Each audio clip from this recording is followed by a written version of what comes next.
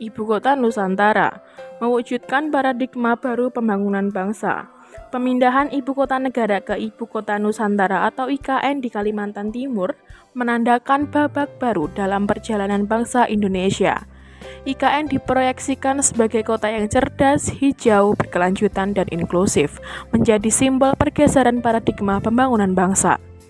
Namun, pertanyaan besarnya adalah, apakah IKN benar-benar sejalan dengan paradigma pembangunan bangsa? Mari kita telusuri lebih dalam. Yang pertama, menuju pemerataan dan keadilan.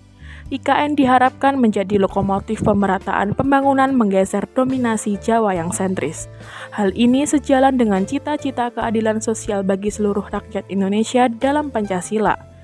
Pembangunan infrastruktur seperti jalan tol, kereta api, dan pelabuhan di Kalimantan membuka akses dan peluang ekonomi bagi wilayah tersebut.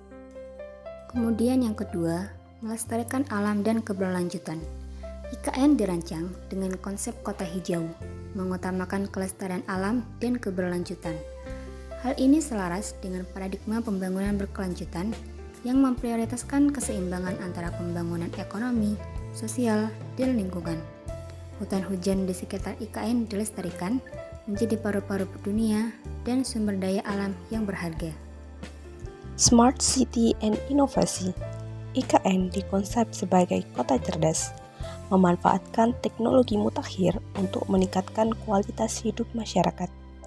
Hal ini mendukung paradigma pembangunan berbasis inovasi yang mendorong kemajuan teknologi dan daya saing bangsa. IKN menjadi wadah bagi para inovator dan startup untuk berkembang dan memajukan Indonesia di era digital. Sentralisasi pemerintahan dan efisiensi. IKN diharapkan menjadi pusat pemerintahan yang lebih efisien dan efektif. Jauh dari hiruk-pikuk Jakarta, IKN dapat menjadi tempat yang kondusif untuk pengambilan keputusan dan perumusan kebijakan. Pemindahan aparatur negara ke IKN dapat mengurangi beban dan kepadatan di Jakarta. Yang kelima, ada tantangan dan pertanyaan kritis. Pembiayaan. IKN membutuhkan dana besar, diperlukan skema pembiayaan yang transparan dan akuntabel, serta partisipasi aktif dari berbagai pihak. Yang kedua, dampak lingkungan.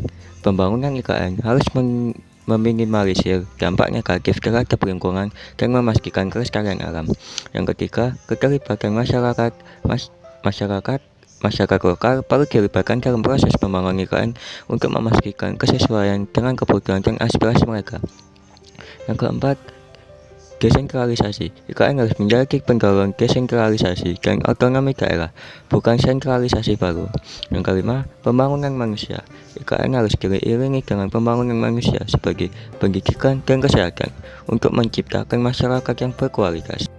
Jadi dapat disimpulkan, IKN memiliki potensi besar untuk mewujudkan paradigma baru pembangunan bangsa menuju Indonesia yang lebih adil, lestari, maju, dan bermartabat. Namun, realisasi visi tersebut membutuhkan komitmen kuat, kolaborasi multi pihak, dan perencanaan yang matang.